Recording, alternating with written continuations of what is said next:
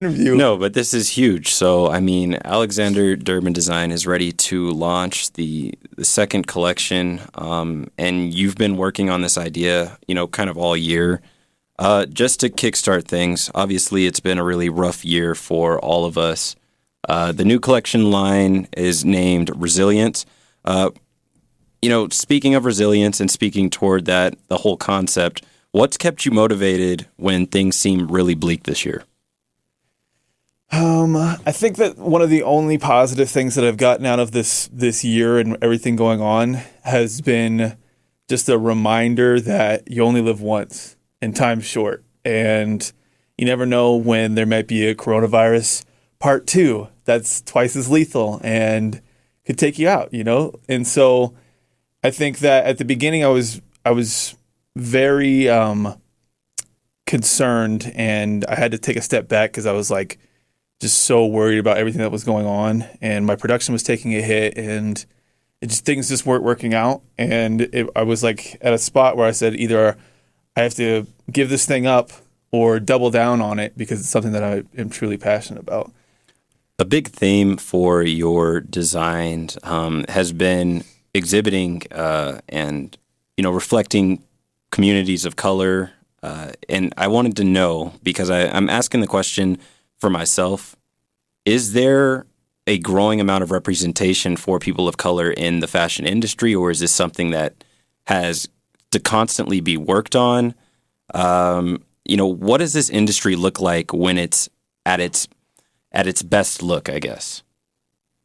I think it's like any other industry where even though we have had some serious project or progress in the last few years, I mean, with Virgil Abloh going into Louis Vuitton, that's a huge step forward for people of color, and there's always going to be a presence there. There has been since the beginning of design and fashion, honestly, but it's going to be something that's going to have to constantly be worked towards to be more of an equal type of environment. But that's the same thing for the corporate world or farming or any type of industry, really. There's got to be more opportunity available for people of color to be in that type of space. But I do think it's headed in the right direction. So I want to ask, what does the imagery in your mind do for those communities? I mean, is just seeing a person of color or a woman of color specifically in your first collection, the girls, what does that do in your mind for those communities? That's a good question. I think that the whole meaning behind the girls was just because you don't see people of color on shirts. Like, no matter what the design is, it could be something as simple as like a cartoon T-shirt or something like that.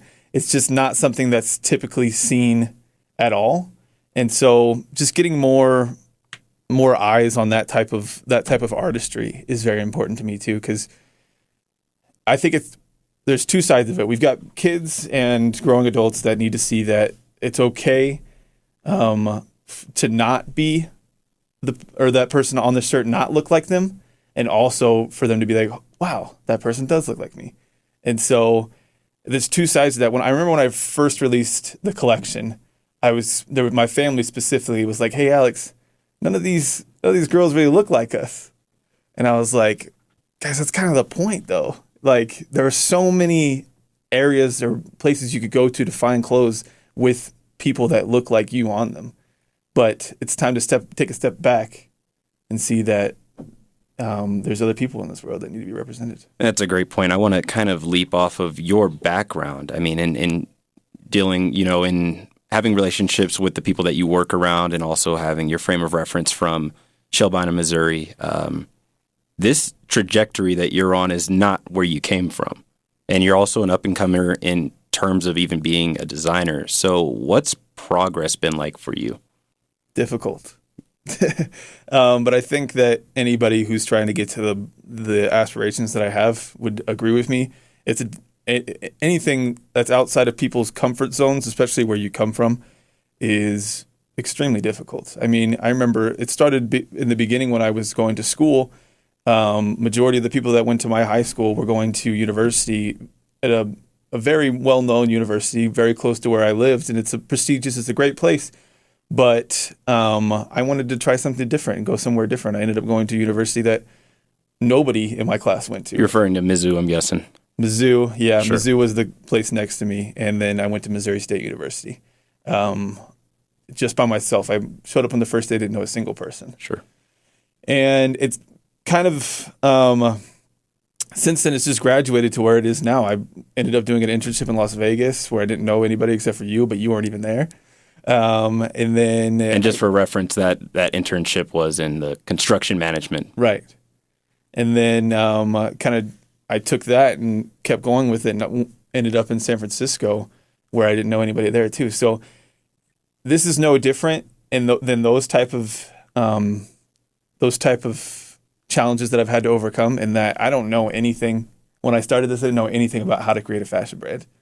And I didn't know anything about design. I never took any art classes either.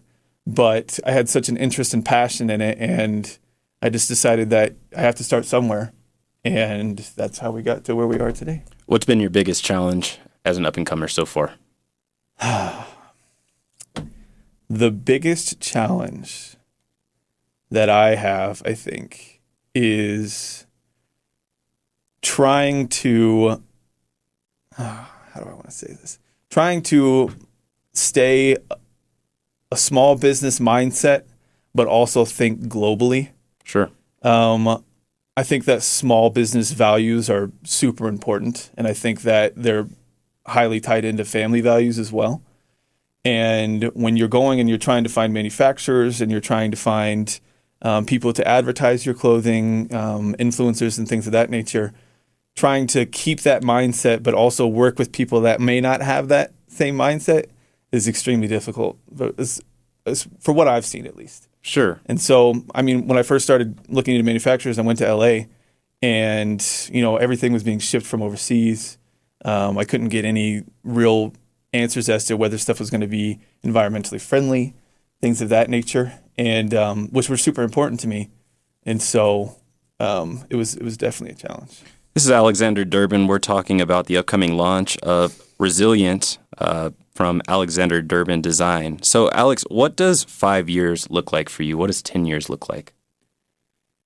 5 years and even 10 years after that. So starting with the 5-year point, the whole point of this project is to help people. That's my number one objective in anything that I do.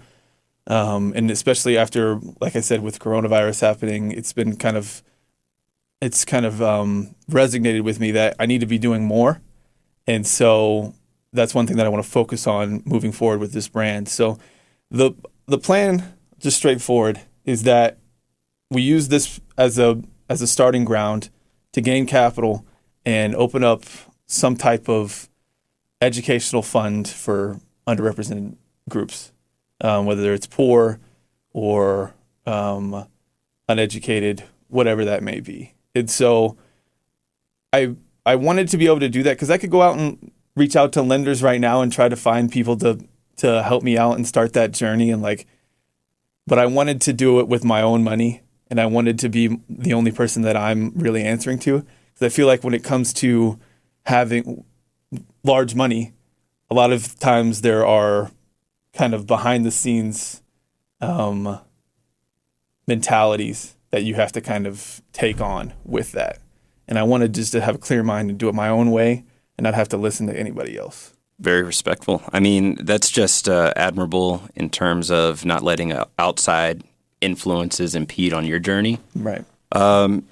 Philanthropy and donating and, giving back in terms of encouraging education among, underrepresented communities and young artists, and trying to inspire and influence that way is a big pillar of Alexander Durbin Design. What are you hoping that tells people about you as a person? I think the main thing that I want people to understand is that when it comes to this, there are a million ways to make money, in my opinion. And, if I wanted to, I could just take the political route and start selling T-shirts that had somebody's name on them. And I'm sure that would be successful and I'd be able to make money that way too. But I wanted to do something that would not only benefit my end goal, but also help the community. I want you to put on what I've designed and be excited about going out in public and showing it off. And I wanted to affect people that are interested in getting into design themselves, to maybe pick up the pen and paper themselves and start doing their own designs too. So the main thing that I want people to understand is that I'm not trying to get rich quick, right? With this type of thing. And honestly, something that I've come to learn over the last couple of years being in San Francisco, where I've been doing very well, is that money doesn't buy you happiness. It's just like every movie plot that you could think of that has anything to do with money. They make it big, they do fantastic in their business, and then everything turns out being terrible.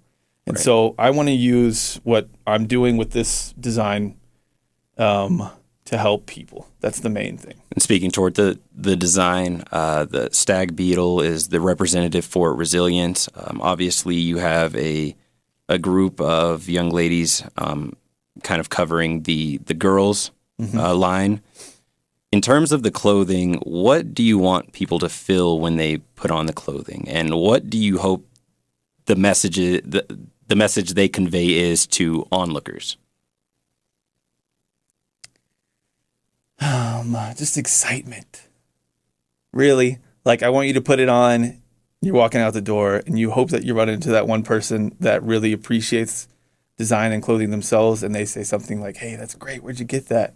Or eventually, in my forthcoming collections, I want to get into more professional looks, and I want people to walk into their next job interview and be like, "Wow, this guy looks fantastic. He really came together, presented himself well." And I want you to feel great when you go into that environment too. So I think that's a large portion of fashion in general, is the ability to make you feel that way. But I also, on the tail end of it, I want you to think I'm also supporting something on the back end too. Like, this piece of clothing is making me feel fantastic, and I'm super excited about it. But also, it's going to be doing these great things for other people as well. No, this is great. I respect your focus on those underrepresented communities, and just in general trying to be equitable and representing all of those communities. I think that's huge, and a lot of people will appreciate that, and kind of can relate to that goal, especially in the political era we're living in, and climate we're living in. So that's great, Alex. Great luck in your upcoming launch. Thank you. This is Alexander Durbin, Design. I really thank you for your time, man. Thanks, everybody. Appreciate it. All right. Now we got to get to the